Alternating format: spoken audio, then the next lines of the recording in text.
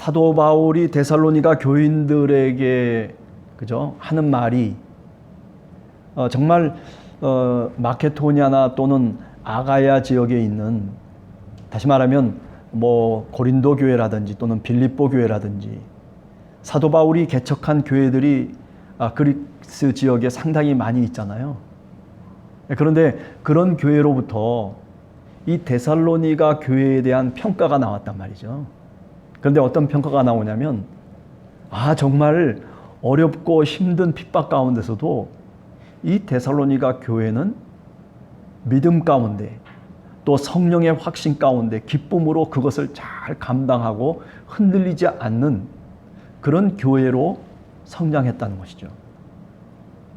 그래서 우리가 지난 시간에도 그런 얘기를 했어요. 뭐냐면 꼭 바울이 이 데살로니가 교회에 있어야만 데살로니가 교회가 하나님의 교회가 되는 것은 아니다. 그죠? 그가 사실은 데살로니가에서 사도행전 17장에 보면 3주에 걸쳐서 회당에 들어가서 하나님의 말씀을 강론했어요. 물론 3주만 강론한 것은 아니겠죠. 또 거기서 얼마 동안 묵으면서 또 많은 사람들과 더불어서 하나님의 말씀을 논하고 그리고 그들을 가르쳤겠죠. 그러나 그 기간이 그렇게 긴 기간이 아니었다는 거죠. 또 더 나가서 우리가 사도행전 17장을 읽어보면 그런 중에 이제 데살로니가에서 불량한 사람들이, 유대인들이 말하자면 들고 일어나서 데살로니가 그 교회 속에 소동을 일으켰던 거죠. 그리고 심지어는 사도 바울을 잡아서 그래서 로마 당국에 넘기려고 하는 그런 많은 무리들이 위협해 오는 그 상황 속에서 사실은 바울은 도망쳐서 베레아를 거쳐서 그리고 아테네까지 왔거든요. 그러니까 늘 하는 얘기지만은 사도 바울의 입장에서는 사실 미안한 그런 어떤 감정이 상당히 있었을 거라고 그렇게 생각을 해요. 내가 거기서 정말 하나님의 복음을 전하고 하나님의 말씀대로 그들을 가르치고 그들 가운데 정말 믿음의 확신 속에서 교회를 세워나갈 수 있는 그런 뭔가를 주었어야 되는데, 그런데 그렇지 못했다는 거죠. 얼마나 마음에 아쉬움이 많았겠어요. 네. 그런데 이제 디모데를 보내고 그리고 디모데가 갖고 온 소식을 들어보니까 그게 아니에요. 내가 없었음에도 불구하고 하나님이 그 교회를 주님의 교회로 세우셨다는 거죠. 성령의 큰 확신 가운데서 여러 가지 환난과 핍박이 있음에도 불구하고 유대인들의 어떤 소동과 그리고 핍박과 또 뿐만 아니라 그 데살로니가 교회 속에, 그 데살로니가 도시 속에 있는 사람들이 교회를 핍박하는 그런 박해 속에서도 이 교회가 주님의 든든한 교회로 세워졌다는 거죠. 그래서 사도 바울은 감사하는 겁니다. 그런 소식들이 곳곳에서부터 또 역시 바울에게 들려오는 그 소식을 들으면서 마음속에 얼마나 감사한지. 여러분 그럴 거 아닙니까? 우리 함께하는 교회 성도들이 어디 나가서 정말 크리스찬으로 살아가고 또 그 소식들이 만약에 우리의 귀에 들린다면 얼마나 가슴이 뿌듯하겠어요. 그렇구나. 하나님의 말씀대로 살아가고 있구나. 네? 곳곳에서 우리 교인들이 직장에서나 또는 삶의 자리 속에서 제 역할을 감당하면서 흔들리지 않고 여러 가지 어려운 조건 속에서도 정말 예수 그리스도를 믿는 믿음의 백성으로 만약에 살아가고 흔들리지 않는다면, 그 소식이 우리의 귀에, 우리 함께하는 교회 속에 사람들 속에 들려오기 시작한다면 그러면 얼마나 참 감사한 일입니까? 그죠? 바울은 그런 심정을 갖고 지금 데살로니가 교회에 편지를 쓰고 있는 거예요. 하나님 감사합니다. 먼저 그 마음속에는 아마 그런 마음이 있었을 거예요.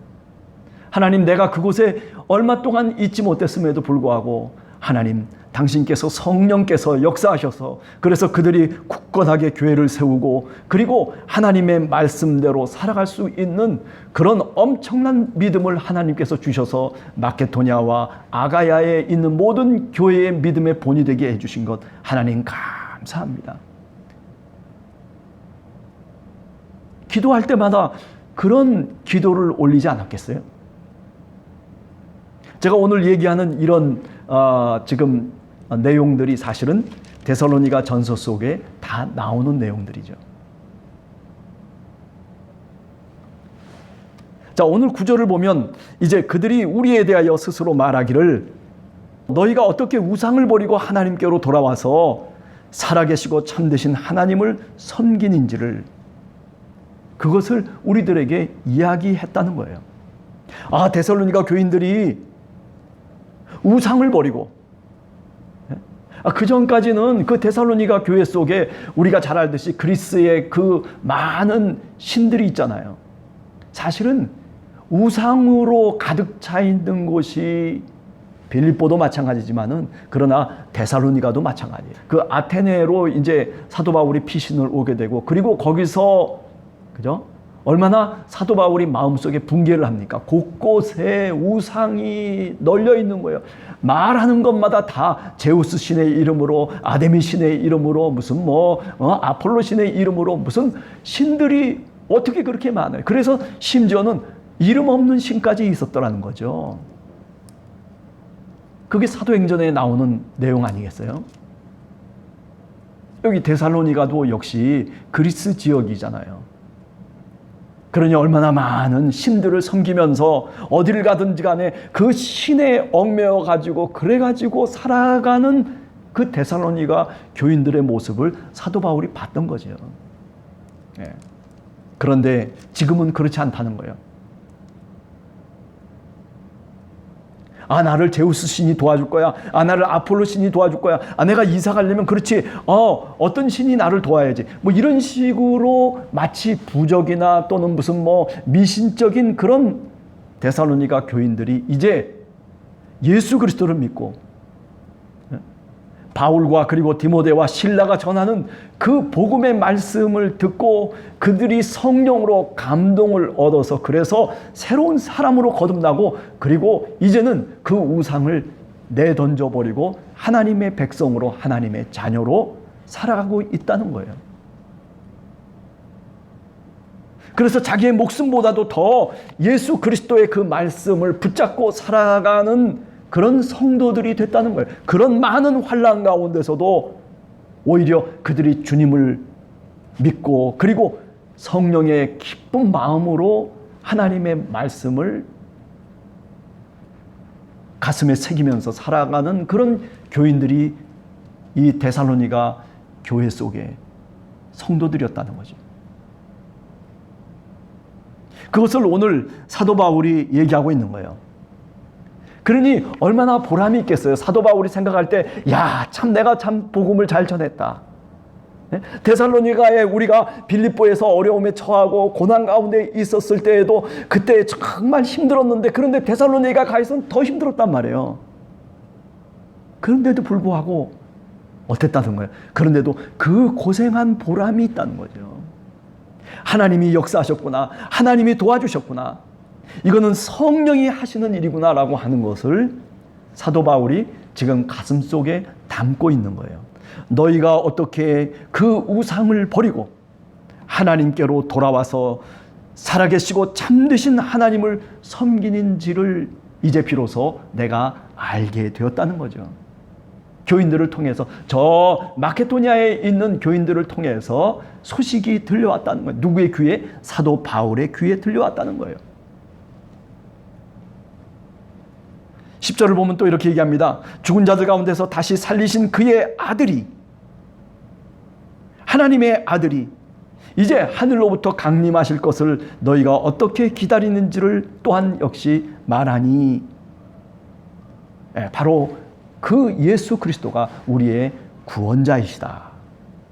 여러분, 이것은 데살로니가 교인들만의 이야기가 아니라 오늘 우리들의 이야기예요. 우리가 오늘을 살아가면서 우리도 어쩌면 많은 우상을 섬기면서 어쩌면 오늘 살아가는 시대 속에 있는지도 모르겠어요. 돈이라고 하는 신을 섬깁니다. 권력이라고 하는 신을 섬깁니다. 뭔가 사람들이 바쁘게 움직이고 있지만은 다 자기 나름대로의 우상과 신을 섬기면서 살아가는 모습이 어쩌면 현대인의 모습 아니겠어요? 거기에 하나님이 과연 있을까?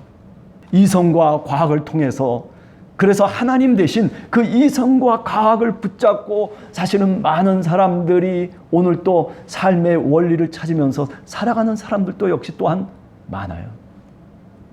사람이 그냥 몸뚱이로만 끝나버린다면 얼마나 좋겠어요.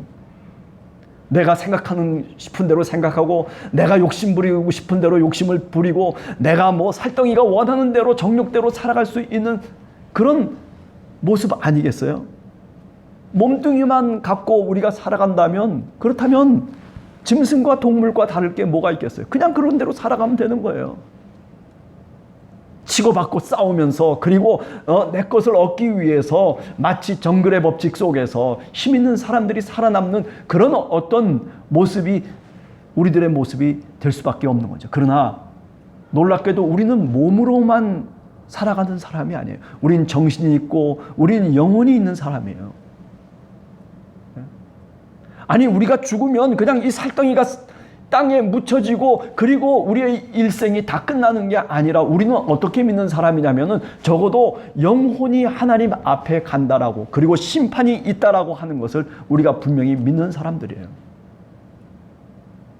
이 땅에 살았던 모든 사람들이 다 그때 다시 헤아림을 받는 시간이 있다는 것을 오늘 사도 바울도 얘기하고, 그래도 우리가 그것을 역시 또한 믿고 사는 겁니다.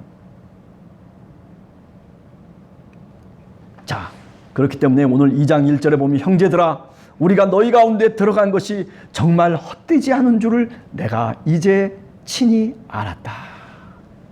아니, 내가 알 뿐만 아니라 너희도 스스로 알고 있지 않느냐라고 하는 반문이죠. 네. 어떻게 됐어요? 데살로니가 교인들의 표정이 달라진 거예요. 옛날에는 그냥 꾸짖하게 인상 쓰고 뭐 말도 막 하고 그저 뭐 자기 욕심대로 살고 뭐 그냥 귀신에 이끌려가지고 우상에 이끌려가지고 뭘 하나 하더라도 자신 없게 하고 그랬던 사람들인데, 그런데 그들의 표정이 달라지는 거예요. 만나면 할렐루야, 샬롬을 얘기하고 평안을 얘기하고, 예? 하나님의 은혜를 얘기하고, 그리고 사랑을 얘기하고 용서를 얘기하고. 여러분, 이게 얼마나 대단한 일이에요. 여러분들이 살아가는 삶의 자리 속에 과연 이런 용어들이 있습니까? 뭔가 용어가 달라진 거예요. 이 데살로니가 교인들의 그 면면을 보면서 자기네들 스스로도 이렇게 많이 달라졌을 수가 있을까라고, 그렇게 자신들이 스스로 깨닫는 거예요. 아, 우리가 정말 예수 그리스도를 믿고 난 다음에 이렇게 우리의 삶이 달라지고, 우리의 생각이 달라지고, 우리의 말과 언어가 달라지고, 그리고 우리의 마음이 바뀌었다는 거예요. 옛날에는 돌짝밭이었어요. 길가였어요. 그런데 가시덤불이었는데, 그런데 지금 이제 우리들의 마음을 가만히 들여다보니까 마음속에 좋은 밭으로 바뀌어진 거예요. 네? 뭘 통해서? 바로 바울이 전한 복음을 통해서 성령의 능력이 그들에게 임함으로 인하여서 그들의 모든 면면이 다 달라진 거예요. 그러니 그 영혼이 빛날 수밖에 없는 거죠. 옛날에는 어떤 일을 하더라도 불평불만이 많았었는데, 근데 지금은 이제는 그게 아니에요. 이제는 정말 기쁘게, 그리고 뜸을 갖고 확신 속에서 모든 일들을 잘 감당하는 사람들로 데살로니가 교인들이 바뀌어진 거예요. 그렇기 때문에 아가야에 있는 교회라든지 또는 이 마게도니아에 있는 교회라든지 그 많은 교회들이 그들의 표정을 보면서, 그들의 삶을 보면서 믿음의 본이 되었다라고 사도 바울이 얘기하는 거예요. 여러분, 한 주간 우리가 살아가면서 여러분들도 이런 데살로니가 교인처럼 예수 그리스도의 자녀로 살아가기를 원합니다. 하나님의 자녀로 살아가기를 원합니다. 내 말하는 것과 내 표정과 그리고 내가 생각하는 것과 내가 살아가는 삶의 자리 속에서 뭔가 저 사람은 정말 참 예수 그리스도를 믿는 사람이다. 저 표정을 봐라. 저렇게 기뻐하고 저거 뭐 별것도 아닌데도 불구하고 감사하고 그저 은혜대로 살아가는 그 모습을 보면서 다른 사람들이 저 사람을 보라고 얘기하는 거예요.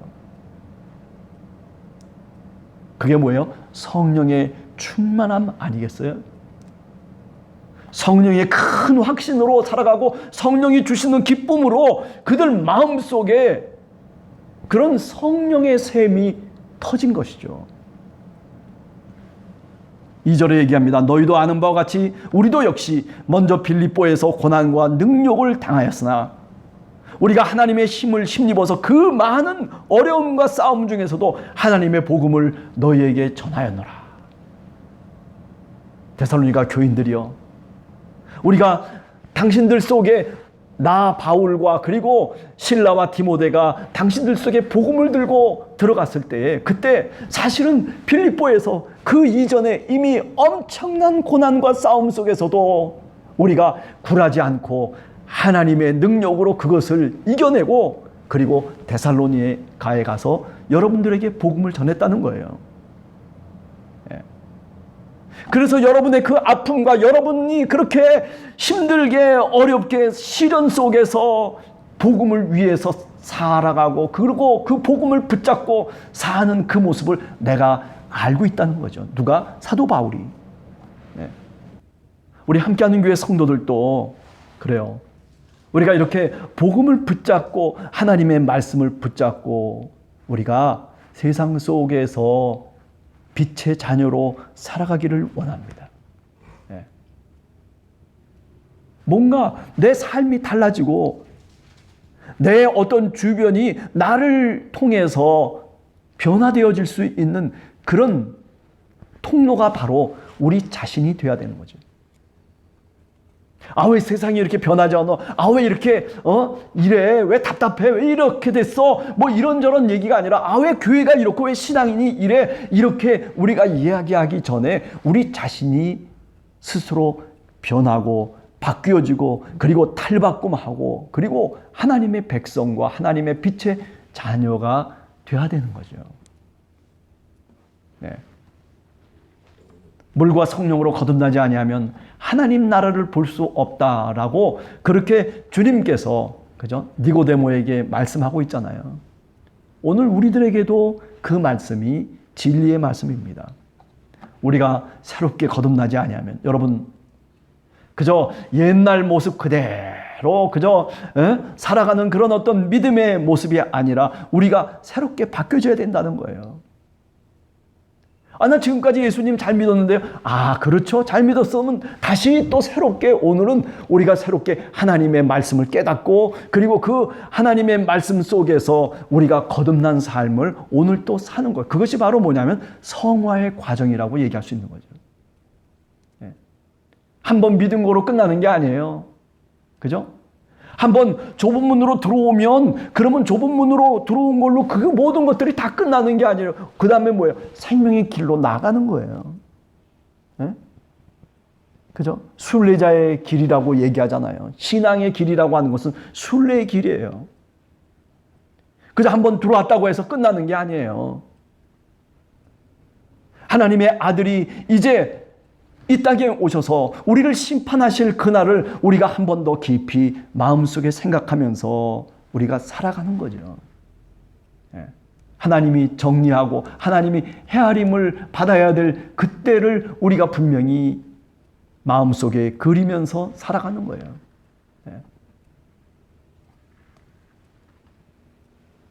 여러분 다시 말씀드리지만은 그래요. 우리는 그저 육체로만 살아가는 사람이 아니에요. 그냥 우리 몸뚱이만 갖고 살아가는 사람이 아니에요. 우리는 영혼을 갖고 하나님을 사모하며 하나님이 우리에게 주신 그 하나님을 찾는 마음, 그 영혼의 모습을 우리가 갖고 세상 속에 살아가는 사람들이에요. 바라기는 한 주간을 우리들이 살아가면서 어떤 조건 속에 나는 그렇기 때문에 이럴 수밖에 없었습니다라고 핑계하지 말고, 그죠? 내가 살아가는 그 삶의 길 속에서 주님의 자녀로 오늘 또 정말 나를 다시 한번 변화시키면서 내 믿음의 자리가 어디인지를 다시 확인하면서, 그러면서 여러분과 제가 또 한 주간을 우리가 살아갈 수 있는 그런 우리 함께하는 교회 성도들 모두가 되기를 간절히 주님의 이름으로 축원합니다.